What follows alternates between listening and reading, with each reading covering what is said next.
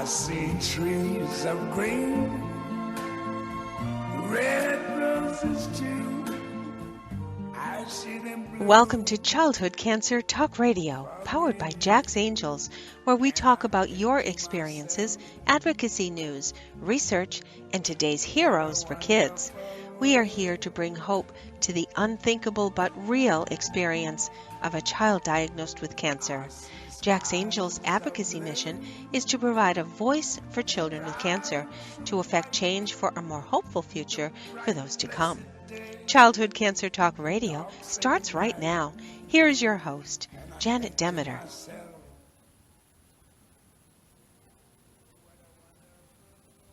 Welcome once again to Childhood Cancer Talk Radio on toginet.com. I'm Janet Demeter, your host, and we have a very special show lined up for you today. This is a busy and exciting time for both research and advocacy as we rapidly approach Brain Tumor Awareness Month. And so this and our series of upcoming shows is dedicated to brain tumors, the leading cause of cancer-related death in children, and especially DIPG, the second most common brain tumor in children. We are privileged to have with us today in this first part of our show one of our top researchers from the Center for Cancer Research at the National Cancer Institute. Dr. Kathy Warren heads the Pediatric Neuro-Oncology section and leads preclinical and clinical efforts in developing new therapeutic strategies for the treatment of children with tumors of the central nervous system. She is one of our country's foremost experts on DIPG, diffuse intrinsic pontine glioma, which is one of the deadliest pediatric cancers, having no life-saving solutions for decades. Why is awareness of this disease so important, and why is it the subject matter of our show today? Well, the experience of diagnosis of DIPG for a child and the family is shocking, traumatic, and difficult to say the least, and darkening the experience is the discovery that there has been so little progress in research for decades, the main reason being lack of funding in our medical research system. Greater public awareness of the disease and the realities these families face is important for there to be hope for change. The National Cancer Institute, or NCI, represents for our country's children the greatest hope and greatest supporter of pediatric brain tumor research. Dr. Warren's work at NCI is crucial to our hopes of developing new and effective strategies for the treatment of this and other central nervous system diseases. And she just happens to be Childhood Cancer Talk Radio's Hero of the Week for kids. And so, without any further ado, it's my pleasure to introduce Dr. Warren to our listeners. Dr. Warren, thank you so much for being with us today. Thank you, Janet. It's an honor to be here. It's great. So, could we start with a little bit of the history of DIPG and its research, its challenges, and hopeful possibilities in research directions? Sure. So DIPG, or diffuse intrinsic pontine glioma, as you pointed out, is a brain tumor that affects the pons, which is part of the brainstem. And this part of the brain controls basic life functions like heartbeat and breathing. It's unlike some other tumors, which grow as a mass and then push on the surrounding tissue. This tumor actually invades the normal cells within the pons and causes expansion of the entire pons. Because it grows like this, you can't take it out surgically because you would also have to take out the necessary vital components of the brainstem.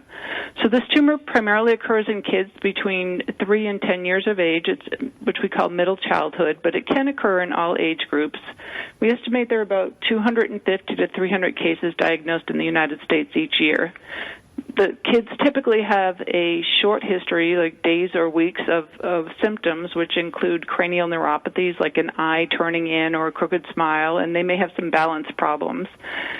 When they present to their physician, an MRI is typically ordered, and there are characteristic findings on the MRI scan, and thus the diagnosis is made essentially based on clinical and radiographic criteria. As I mentioned, because of its location, you can't remove the tumor surgically, so standard treatment involves radiation therapy to the tumor, which is generally given over 6 weeks, but radiation only holds the tumor growth temporarily. Several months after radiation, the tumor typically starts to grow again.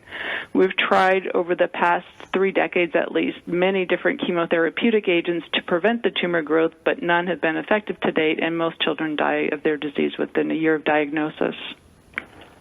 Right. So given the history, in the 1980s, biopsy were done on these patients to confirm the diagnosis because we had only CT scans at our disposal for imaging. And about 15% of the time, the diagnosis was not a glioma, but something else. But then when we started using MRIs more routinely, they became available. It was determined in the early 1990s that you did not need to do a biopsy to diagnose these children because the MRI findings were characteristic, and almost 99.9% of the time the tumor was a glioma. And so to save the children the risk of the biopsy, it was recommended that we make the diagnosis based on MRI alone. And so I had no idea.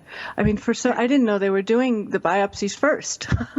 They were. So almost any tumor within the brain gets biopsied to make a tissue diagnosis. And so this also applied to brainstem tumors in kids before the 1990s.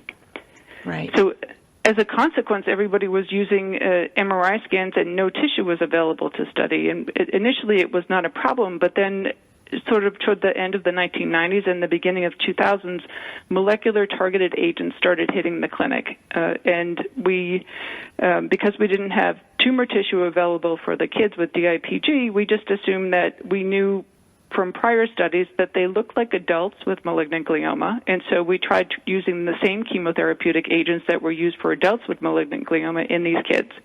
And one agent in particular, temozolomide or Temodar, was studied over and over and over again in kids with DIPG with very few responses.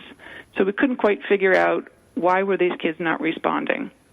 And so there was in the early 2000s a push to let's get some tumor tissue and study to see if they behave differently from the adult tumors.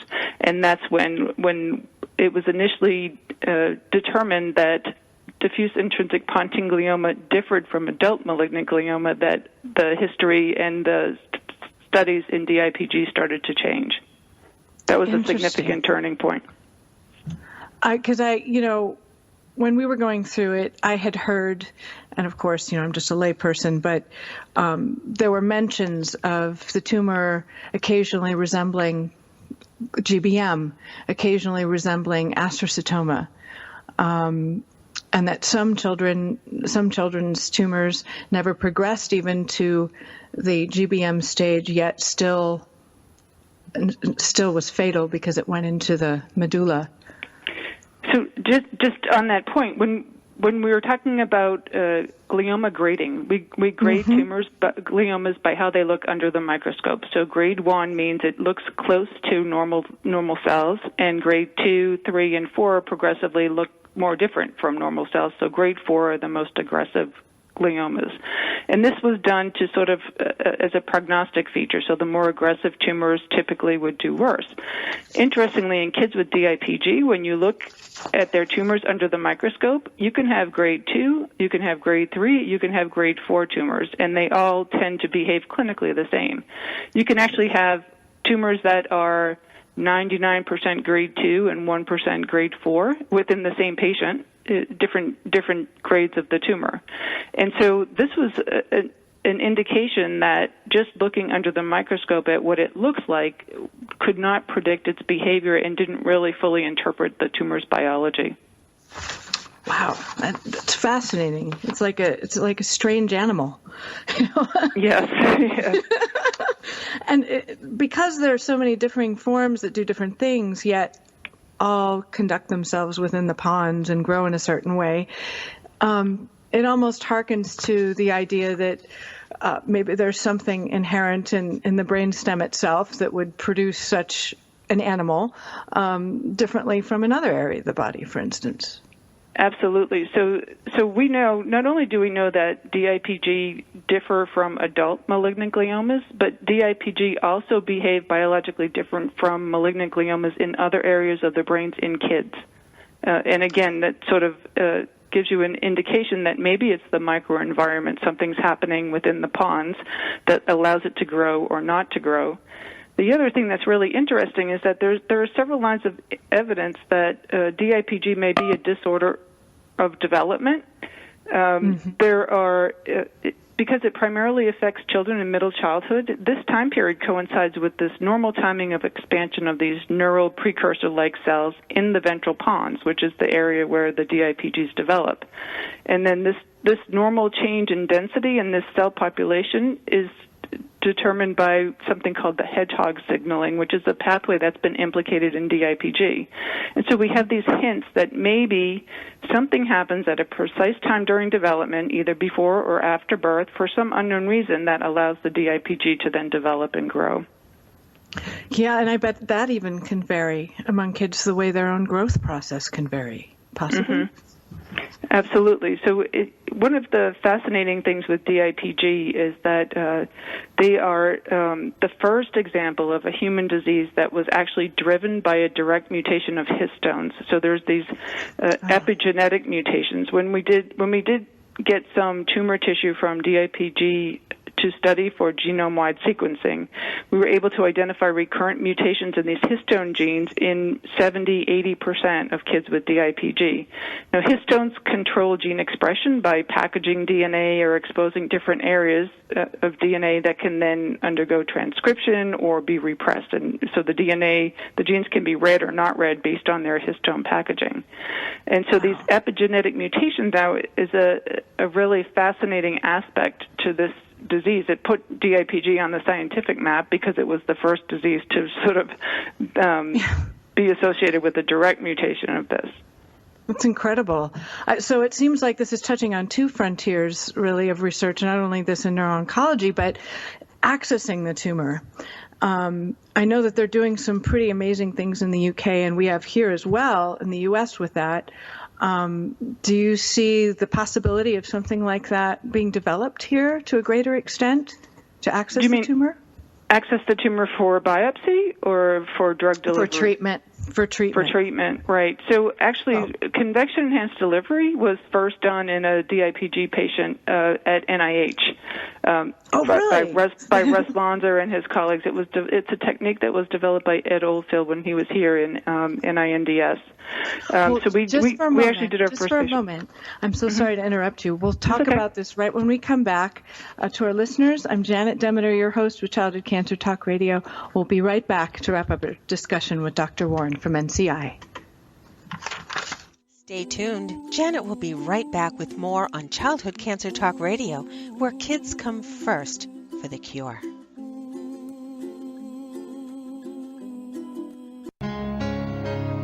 If you could live your life truly standing in a place of peace, joy, and abundance, wouldn't that make your heart soar? Now you can, with Lessons in Joyful Living, with your host, Kimberly Rinaldi, Mondays at noon Central.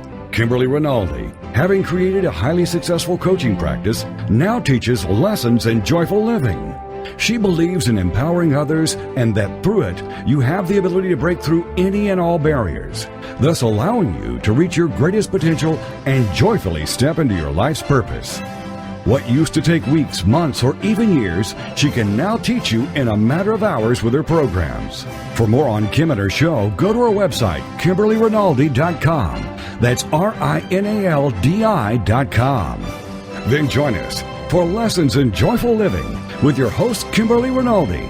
If you're ready for a big change in your work, your career, your happiness, your life, it's time for the $1 Million Mindset with Marla Tabaka. Monday afternoons at 2, 1 Central on TogiNet.com. Marla believes that with the right mindset, anything is possible. Join us as successful life coach Marla Tabaka inspires you and her clients to explore, discover, and live your dreams by developing what she calls the $1 Million Mindset. Marla will inspire you to take action on your dreams and reveal secrets to success that will help you realize your own unique power. Tune into the $1 Million Mindset for heartwarming stories with Marla Tabaka. Learn tips and tricks to building a successful business and unlock the secrets to creating a happier, more balanced life through abundant thinking and attraction power. For more information on the $1 Million Mindset, go to our website, marlatabaka.com. That's MarlaTabaka.com. It's the $1 Million Mindset with Marla Tabaka. Monday afternoons at 2, 1 p.m. Central on TogiNet.com.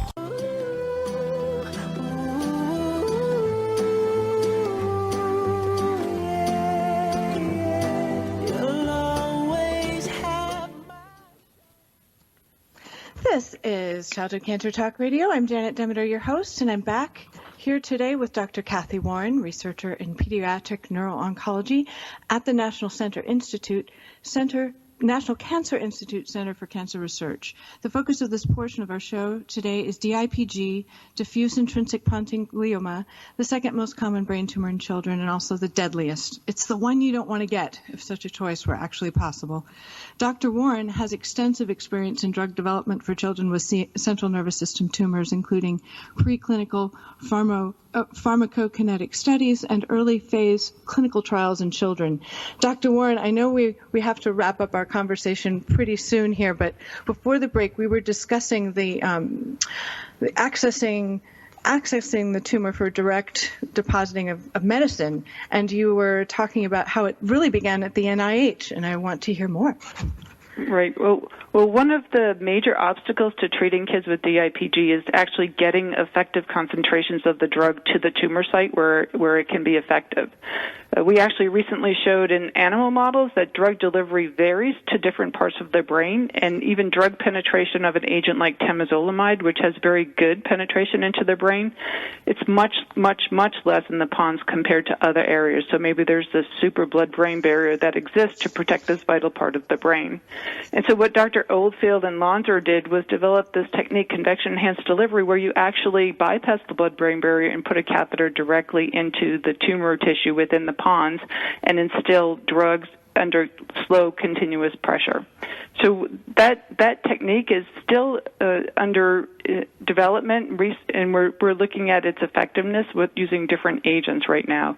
It's being used also in the United Kingdom, as you mentioned, again under research protocols, and it's not done routinely just yet. There's still significant risks and unknown benefits associated with this technique. Right. I don't think it's even an official clinical trial yet over there. I think in UK it may be right now. Is it really? Oh, great! Because I know they were trying to raise like £1 million to get it there. But I heard they were using carboplatin, which is a much certainly isn't as good as the one you were talking about, the Tamidar. Well, we're not sure. So now we have at our disposal some DIPG cell lines which have been developed over the past 5 years, and there are a number of drug screens that are being done, including here at the NIH as well, using a panel of more than 4,000 chemical compounds. So we can now look to see if agents are effective against some or all of these DIPG cell lines, and then determine, can we then translate that into a clinical trial by giving effective, safe doses to our patients? Right. And as you know, would you tell us a little bit about parent advocacy before we go, and what benefits and progress your research teams have made as a result of this support for DIPG research? Parent advocacy has been so important, particularly for DIPG. The community has basically driven the research here. Just as an example, when I started out in my career and expressed an interest in focusing on DIPG, I was told it was career suicide, that it would be difficult or impossible to make any significant headway into this disease, and if you didn't cure it, that you wouldn't be tenured, or you wouldn't get too many research grants. So this was a self-fulfilling prophecy. If nobody works on it, we're not going to get anywhere. And so as a result, few investigators actually focused on DIPG.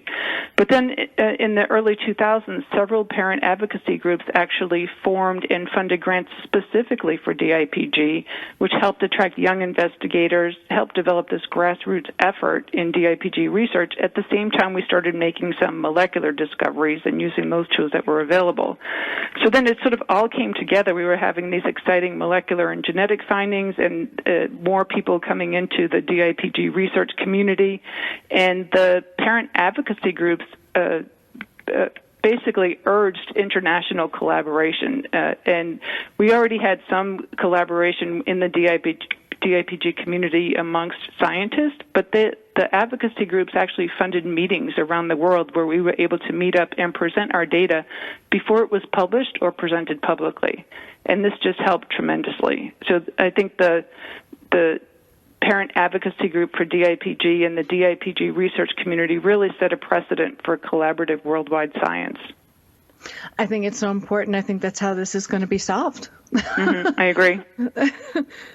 Well, I can't thank you enough for joining us today, Dr. Warren. I hope that in the future that you can come back and share with us your most important new findings with DIPG, because I'm very hopeful about it. Thank you. I'm hoping soon. Well, Dr. Warren, you're our featured hero for kids this week at Childhood Cancer Talk Radio for all the dedicated work you do to save our children and to focus on a tumor that, for all practical purposes, you were told would be suicide for your profession. Yes. I sincerely hope at some point, again, in the future, you might join us again. So thank you. Thank you again so much. Thank you for having me. Okay.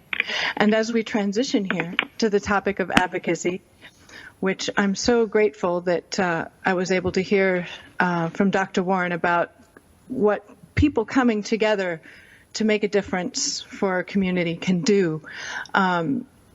We're going to be talking about those afflicted with brain tumors, and I'm honored to introduce you to our second guest, Michael Antonellis, the Executive Director of Marketing and Communications with the National Brain Tumor Society, the country's foremost organization advocating for those afflicted with brain tumors. He leads campaigns to drive public awareness and brand recognition, build deeper engagement and loyalty from volunteers and donors, and promote organization-centric fundraising, research, and clinical trial education. Michael has a distinguished background in his field, and I'm sorry, I'm missing the company, so hopefully he can update us on those. I know one of them was the prior name of Siemens, and with Brain Tumor Awareness Month rapidly approaching, the NBTS Head to the Hill Days are coming in Washington, D.C. Michael, thank you so much for joining us on the show today. And would you please correct me in the companies that you worked for? Yeah, no problem, Janet. Hey, thank you so much for having me on. I really, really appreciate it, and I hope you're doing well today. I worked in the past for an organization called Hart Hanks, which is a marketing services organization. Also worked at a CAD design software organization, and then focused on public relations and marketing for my entire career. And Head to the Hill is coming up. It's coming right up on May 2nd and 3rd, and it gives us an opportunity to have 300 of our advocates actually travel down to Washington, D.C., and meet with the staffs of U.S. representatives, U.S. senators, to make sure that brain tumor awareness is really on the top radar screens for a lot of these folks. And also, we advocate for more budgeting so that there can be more money dedicated to research and investigation and finding better treatments and ultimately a cure. That's really what we're focused on. Well, I hope at some point during our conversation we can talk about some of the legislation that's being supported with the Head to the Hill Days, because, there's something just so powerful about getting people together and just deciding, okay, we are going to go and we are going to have a voice with our representatives. It's amazing what can happen, and I'm really excited about this year's. Could you tell us a little bit about what's on the floor? Yeah, so there's the STAR Act, which actually is moving through the cycle at this point. It's an opportunity to try to, make sure that pediatric cancer research is top of mind from a budgetary standpoint and also from a research perspective. So really making sure that the STAR Act is front and center. Also, there are some other additional bills.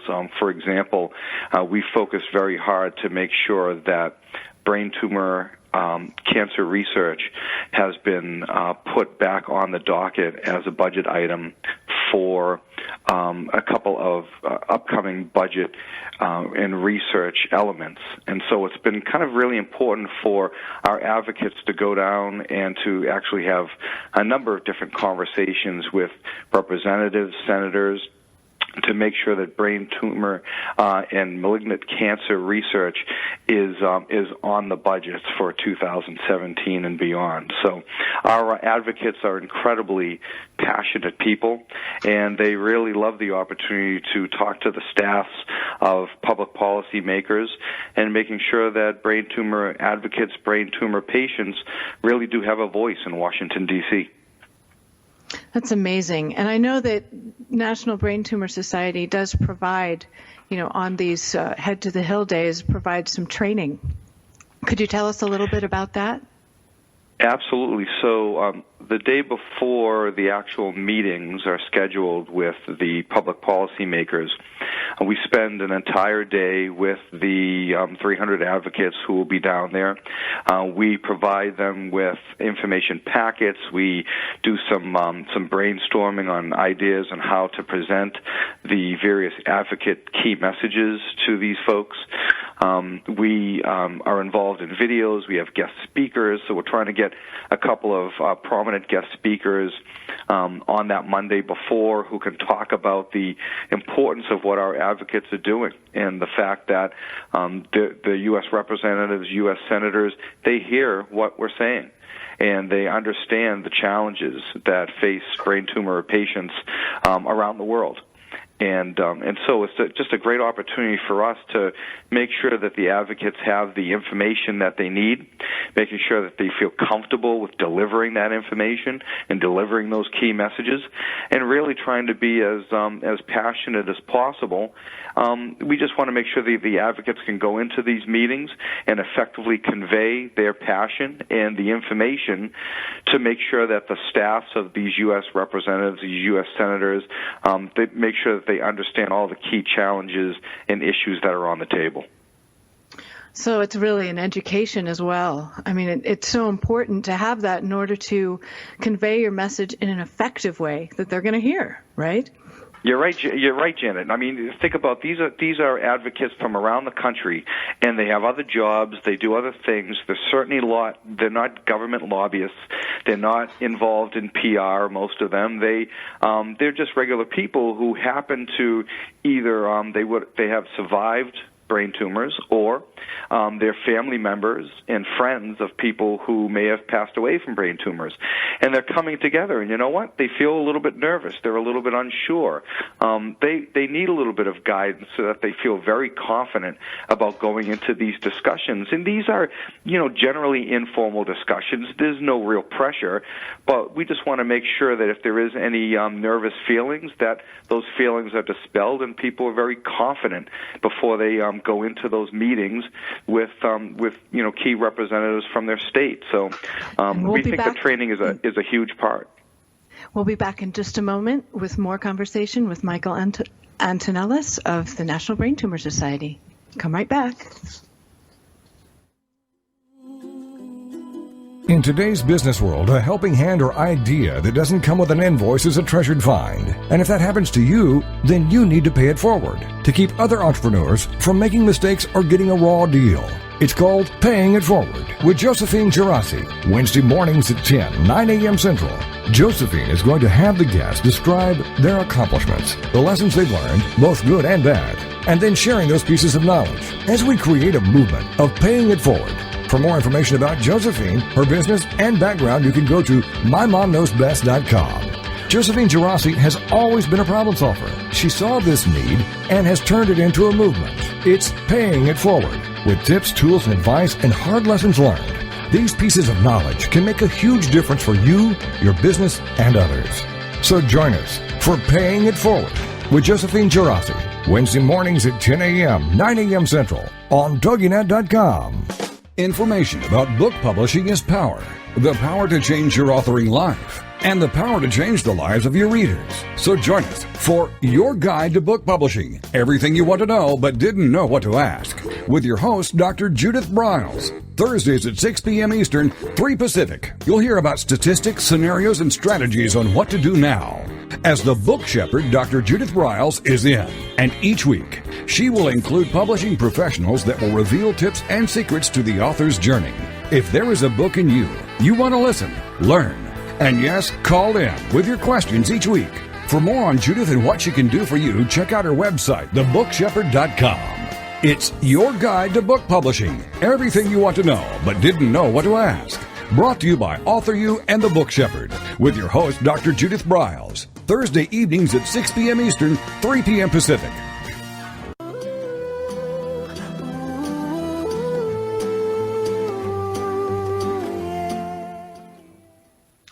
Welcome back to Childhood Cancer Talk Radio. I'm Janet Demeter, your host, and it's an exciting time for action for those afflicted with brain tumors, the leading cause of cancer-related death in children and equally bad for adults. I'll be returning to our conversation with Michael Antonellis, Executive Director of Marketing and Communications for the National Brain Tumor Society, which is having its Head for the Hill Days in the beginning of May, Brain Tumor Awareness Month, after this brief bit of advocacy news from Jack Angels Foundation for DIPG Awareness and Research and Advocacy for Children with Cancer.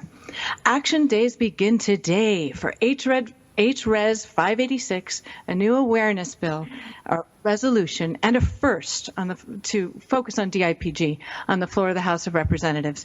And it raises awareness nationally for DIPG. It needs to go through the Energy and Commerce Committee to be up for vote and then must pass the House.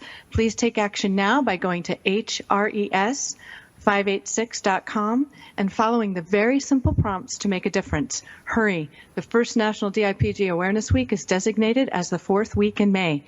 Why is this resolution so important? Well, DIPG is an example of a childhood cancer, one of the deadliest ones, which has been neglected by our medical research system for decades to the excuse that it's not profitable enough research investment. How does this translate into experience?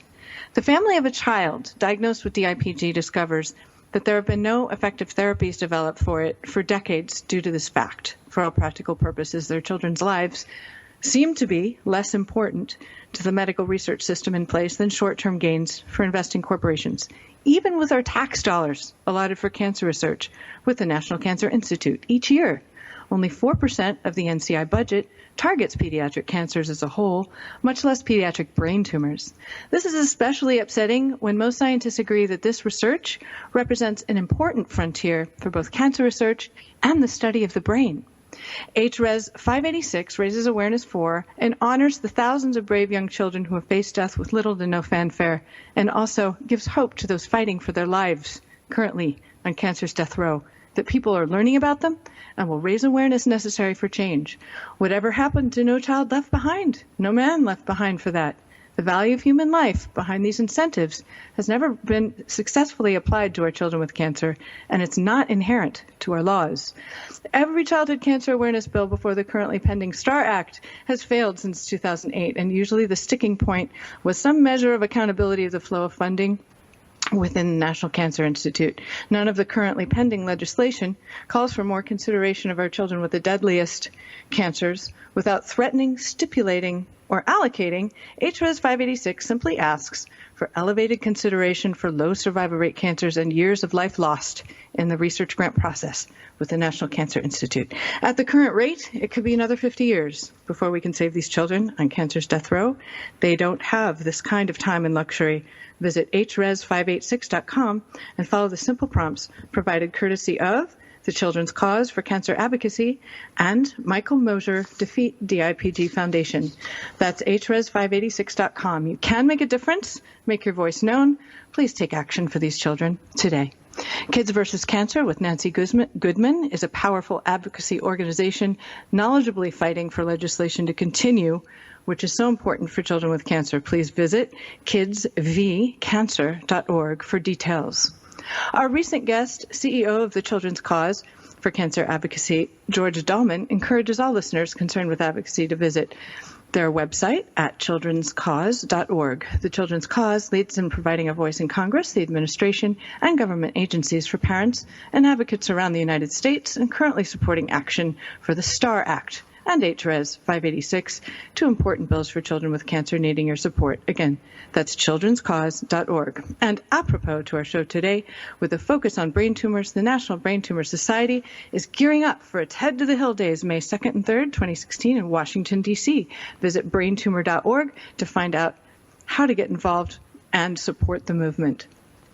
Newsflash, April 20th to 24th, the historic 200-mile activist run for HRES 586 stretches from Bakersfield, California, from N8 Pediatric Brain Tumor Foundation through Santa Clarita, home of Jack's Angels, down to McKenna Clare Foundation in Huntington Beach, California. So if you're in SoCal and would like to run or walk a leg for us, please visit runfordipg.org for more information. Our show on April 21st will feature current activist runners for childhood cancer from across the country, and we're hoping for an appearance from Congressman Michael McCall. And let's see what I have here. Yes. Michael McCall, I must say he is the co-chairman of the Congressional Caucus for Childhood Cancer. The run exists to honor those children currently fighting DIPG, fighting to stay alive. They deserve much more from us. The National, let's see, I already did the National Brain Tumor Society. They have an important legislative agenda, which I hope that we can expand upon a little bit more with our guest today. Again, there's more information about that legislation at braintumor.org. And the Alliance for Childhood Cancer will host this year's Childhood Cancer Action Days in D.C. on May 16, 17, 2016. Visit the Alliance on Facebook or on the web at allianceforchildhoodcancer.org. CureFest 2016, a national movement, begins with the first steps. Is slated for September 17th and 18th of this year. Also, don't miss it. Also in D.C., if helping kids with cancer is important to you, CureFest provides a supportive environment where people from all walks of life join together with a common purpose. You are not alone. CureFest is a great way to meet others who walk this path, network, and learn more about the possibilities for your role in the movement. And now I'm very grateful to return our conversation with Michael Antonellis, Director of Marketing and Communications with the National Brain Tumor Society. Michael, before the break, we were discussing how the advocates that go to the Head to the Hill come from all over the country. You told us about the amazing educational experience they get quite quickly, actually, with the National Brain Tumor Society, so that they may go and advocate effectively for the NBTS agenda, which is very important. That's right, definitely. And so, again, one of the primary parts or one of the primary segments of the entire couple of days is the training. Again, giving the advocates the confidence to go into these meetings and provide the right messages and convey their passion and making sure that they understand the key issues that they should be talking about, and also learning more about key brain tumor facts and the impact of brain tumors. And it just, we provide a strong training for the advocates. And you know what? There are a lot of advocates who had never done this before. They're doing it for the first time, and they're asking for some additional information. They're asking for the details that they need to really be credible in these conversations. And it just provides another level of confidence for these folks as they go into these meetings on May 3rd. Are some of them, I can only imagine that many of these advocates are bereaved, either parents or partners, siblings, children of deceased, or are they mainly people that are currently fighting a brain tumor themselves, or both? Yeah, Janet, it's a great mix. It's a great mix of people. So we do have a number of brain tumor survivors and folks who are living with brain tumors right now. And of course, the Advocate Day is obviously very important for them. And then we also have friends, family, people who either have lost a loved one to a brain tumor, or they're fighting for some of their friends who currently have brain tumors but simply can't make the trip, would not be able to go down to Washington, D.C.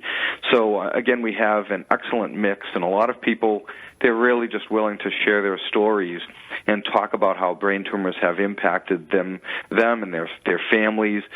We meet so many amazing people, and last year we had about 200, close to 250, and we're actually going to increase that this year. So more and more people feel the need to go down to Washington, D.C. and share their stories with policymakers, public policymakers down there. And it's just it's a wonderful event because it really gives folks a voice and an opportunity to talk about those challenges and talk about the reasons why Congress needs to understand that budgeting and better research for treatments, it's the fastest way and the best way to try to get to a cure. Absolutely. So how could people give a gift, or if they wanted to get involved right now, what should they do? So they can do a couple of things. They could, first of all, go to our website, which is braintumor.org, and they would be able to go from our home page or from the advocate area to go to the Head of the Hill page. They can sign up and register, or if they would not be able to make the trip, they could go to our donate page, and if they wanted to donate to either a particular program or donate directly to pediatric brain tumor research, they can easily do that on the website. They would have opportunities to go to some of our key events. For example, on the same weekend, actually, that where Head to the Hill is, in D.C., we have our Race for Hope DC, which is it's basically a running race. It's family friendly, and it's a great opportunity for, a couple thousand people or more to actually come together to join a team to race for hope, and of course, donate money, and it's a great fundraising opportunity so that the research funds that come from that event, they would go directly to advocacy programs, they would go to key research and treatment programs, clinical trials, just finding ways to get to treatments much more quickly than we have in the past. So again, Race for Hope, that is on Sunday, May 1st, and then Head to the Hill starts on May 2nd and 3rd. Fantastic. I'm going to the Race for Hope, by the way. And you mentioned that before, and that's awesome. I can't wait to meet you in person. Yes, I'll be running for, DIPG kids. I'll have my angel wings and ribbons. I try to put on ribbons for as many kids as I can, and it's a nice affirmation for them, because, as you know, with all people with brain tumors, they need us advocates. They need people to get out there and support them, because it's such a difficult situation to find oneself in. It doesn't always lend itself to great energy. No, you're right. And, the good thing is, too, everyone will be able to see you, right? So you'll be, everyone will say, look, there's Janet. She has the ribbons on her. So, another way to get in touch with us. Sometimes I don't. Right. Janet, I was also going to say another way to get in touch with us, you can contact our Advocacy and Public Policy Department, and the phone number is 520-762-4544. So you can go to our website to sign up. You can use that phone number. And, if you have the opportunity to go to Washington, D.C., anyone out there who's listening, and you want to be able to be an advocate, please definitely sign up and register. We have to take a short break for these messages from our sponsors at toginet.com.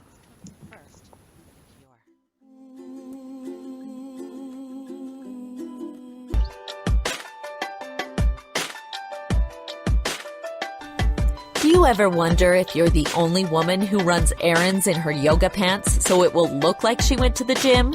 Or how about the only mom who feeds her kids raw cookie dough? Or are you the only one who cooks her family cold cereal for dinner? Do you need more laughter and less loudness? More self-love and less self-loathing? More joy and less judgment? You're not alone. Come to the living room, a place where we get comfy, candid, and confident together. Come seeking sanctuary and leave feeling renewed. We're saving a seat for you. Give yourself some living room today.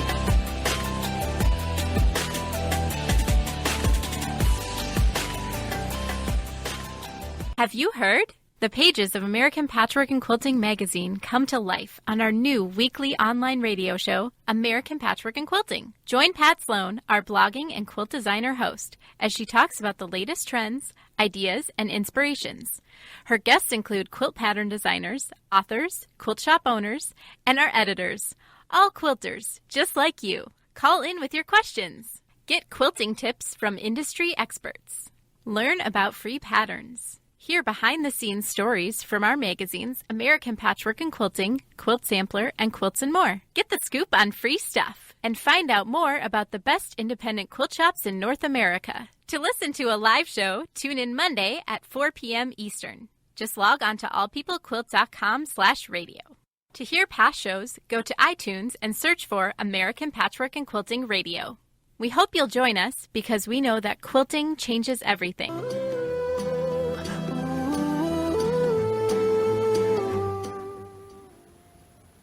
Welcome back to our final portion of Childhood Cancer Talk Radio, powered by Jack's Angels Foundation for Pediatric Brain Tumor Awareness and Advocacy. We have the privilege today of speaking with Michael Antonellis, Communications and Marketing Director of the National Brain Tumor Society, our country's foremost organization for brain tumor advocacy and research.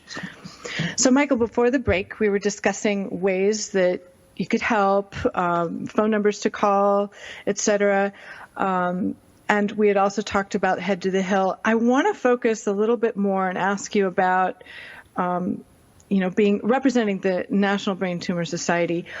You're probably aware of kind of the broader effects for people of having a diagnosis with a brain tumor. What happens to them? What are the possibilities for if you're recovering? What treatments you've had? Is there difficulty recovering? Is there a possibility for future cancers? Just what does a person generally seem to go through with a diagnosis of a brain tumor? Is it easy to spot? So, Janet, let me start by saying that currently there's more than 700,000 people living with brain tumors in this country, and another 77,000 or so will be diagnosed this year. And brain tumors don't discriminate, right? It's, men, women, adults, kids have brain tumors, and high-grade phase 4 tumors, they're deadly and they're really devastating. For children, it's the leading cause of cancer-related death for kids under 14 years of age and the most prevalent cancer for people under 22 years of age. So it's quite depressing in many ways. In the last 30 years or so, there's been 3 approved treatments for brain tumors and really only 1 device approved by the FDA. So, one of the things that we're really trying to push are an increased number of clinical trials and treatments so that we could ultimately get to a cure. And it's really tough to diagnose brain tumors, right? So you can't just open someone's head up, really, and look inside as part of a checkup. And unfortunately, right. MRIs are really the best way, some of the most accurate ways to come to a diagnosis, to be able to create an image of the tumor and see how big it is and measure how it's growing, that sort of thing. Key symptoms like recurring headaches and nausea, seizures, trouble speaking, concentrating, and balance issues, they occur, but they don't necessarily indicate the presence of a brain tumor, right? So right. It's important for people who have some of these recurring symptoms to go to their doctor, to ask the right questions, make sure their doctor is asking the right questions. There really needs to be a true collaboration between the doctor and patient, but also, if you really get to a point where you feel like you need the MRI, get the MRI. And depending on the diagnosis, get a second opinion as well. Make sure that you have a team of people, a team of doctors working for you. Early diagnosis is really an inexact science because, even though there's been a lot of advancements in genome science, brain tumors, they're not like passed down through generations. They're, brain tumors come up as a result of, issues in DNA and stuff like that, and it's just hard to do an early, exact diagnosis. So collaborate with your doctor, make sure that they're asking the right questions, and be aggressive about trying to get an MRI if you really feel like you're having some issues and need to get to a diagnosis.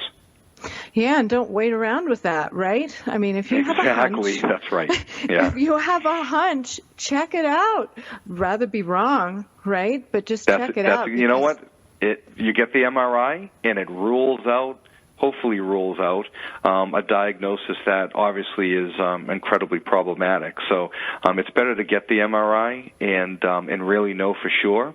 And if it does catch the beginnings of a brain tumor, maybe a low grade or something like that, or if it becomes, if it's a GBM, then you'll know, and you'll be able to very quickly move toward treatment and move toward a strategy and plan so that you can, work hard, fight it, be a survivor, and live through it.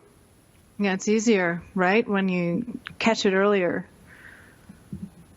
It definitely is, and you hope that you catch it when it's a low grade. When you're getting up to a phase 4, obviously you have to move very quickly, and there are new treatments, but based on research funding, what we're trying to do is work directly with some of the top researchers and clinicians in the world to try to get to better treatments, precision medicine treatments that are much more targeted to people and everyone's individual traits and characteristics. Because if you're able to come up with the right drug combination to make sure that you come to a cure with one person, that combination may not work for everyone. And therefore, people who do have brain tumors, we're asking them to talk to their doctors and talk to us at the National Brain Tumor Society to look for clinical trials, to get involved in those trials. Because the more people, the more samples, the more individuals you have involved in these clinical trials, hopefully the better results you get, and you get a much better cross-section of research so that you can get to a treatment very quickly. Yes, data. We need data. We need more data. Totally. You know what? And it's the sharing of data too between doctors. So many times you'll have some organizations, they have some key data, but they kind of keep it for themselves.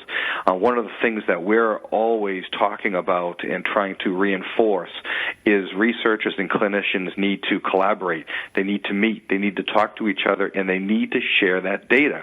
And they need to share it through various structures, databases, or really just meetings and making sure that they're comparing results. Because if you're focused on one medical organization, one researcher who's trying to find a cure, it's not going to be good enough, because you really need the combined knowledge, the combined expertise of many different doctors, researchers, neurosurgeons together to come up with better treatments. And that's one of the advantages that we have. We're able to convene these folks, get them together, and make sure that we have research programs and collaboratives so that they do share data. Well, we just had Dr. Warren on here from the Center for Cancer Research at the National Cancer Institute, and she said for DIPG, the thing that's made a difference is the advocacy and the people working to make those international connections and form international collaborations between researchers, and that is what has really advanced the field. Was that kind of collaboration. And the National Brain Tumor Society has done something right. Your CEO is part of the Blue Ribbon panel for the Moonshot Initiative. Well done. It gives me hope knowing there's an advocate there. That's extremely exciting for us. Before David Aarons became our CEO, he was the head of advocacy for our organization, and he has just made hundreds and hundreds of very strong connections with a lot of people in Washington and really around the country. And so having David be a member of this panel, it is quite an honor for David and for our organization, but it also puts us in a great position where we can directly influence the strategy, the direction, and some of the key research elements that Vice President Biden's Moonshot effort and initiative will be moving towards. So we'll have the opportunity to make sure that, again, another opportunity for brain tumor patients to have a voice, not only in Washington, D.C. with public policymakers, but also those people that will be involved in the Cancer Moonshot effort from Vice President Biden, all the way through. And so, again, it's a great opportunity. We are very honored, and I think David he's just such a humble, great guy, and he has so many great contacts, and it's just a great opportunity for him and a great opportunity for those who are suffering with brain tumors and their families and friends. Absolutely. And also it just makes me feel good to know how NBTS supports the STAR Act and is always supportive of childhood cancer measures because, as with brain tumors, they're the most neglected, right? And you even have on the website quite a description that there are very important differences between pediatric brain tumors and adult tumors, and that those differences help us learn how to treat and that the needs of our different population with brain tumors. Could you explain a little bit about that? Yeah, definitely, Janet. So it's amazing. The pediatric brain tumors are so different from adult brain tumors in the incidence, the tumor types, the treatments that are used, the location in the brain. Many times with pediatric brain tumors, they tend to be lower in the brain for younger kids, and unfortunately for young kids, brain tumors are likely to spread to other parts of the body more readily than adults. So it's definitely a kind of a tough situation, because you're right, not enough money and research is being dedicated to pediatric brain tumors, and there are some new programs, including a new pediatric campaign that we're going to be kicking off within the next couple of months, where we'll be fundraising specifically for pediatric brain tumor research, because we believe that there are a number of researchers and clinicians out there that have very good strategies and very good approaches to try to not only learn more about pediatric brain tumors, but really find different treatments that could potentially work. Many kids, pediatric brain tumor patients, they're almost like they're treated like adults. The treatments are the same for pediatrics, for kids and adults, but we have to realize that kids are very different from adults, and brain tumors that are pediatric in nature, they're very different from adult tumors. So we have to treat them in different ways. And so we believe that our fundraising campaign will allow us to get money and research money that will be dedicated to pediatric brain tumor research.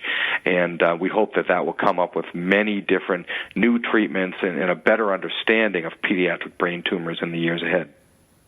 Well, that's probably music to our listeners' ears. I know it is to mine. That's one of the reasons I'm such a fan of the National Brain Tumor Society, because also you acknowledge that, this research helps all brain tumor research, really, and our understanding of the growth and the development of the brain as well. So it's very valuable in the long run, and I hope very much that we can have you back to talk about that when the drive is going on. That would be wonderful if we could support it in any way. Yeah, Janet, I would love that, and thank you so much for the opportunity. I think that as things really develop in the next couple of months, and as you also stated, May is Brain Tumor Awareness Month. We're actually saying it's Brain Tumor Action Month, because we want people, we want people to take action, right? Get involved, join our events and register for our events, be part of our advocacy effort, donate if they can, that sort of thing. We just feel that May is the right time to get people together and start talking about pediatric brain tumor research and how we can get to treatments much faster. Michael, it has truly been a pleasure speaking with you, and I hope we can hear back from you again about this and about the project in the next couple months. Thank you so much. Thank you, Janet. Thanks for the time. Take care. We hope you have found inspiration from today's show. For more about Janet Demeter and her mission, visit jacksangels.org. As founder and president, Janet strives to assure that children with cancer and their parents have a voice, raising awareness for the need to prioritize our children in the quest for a cure.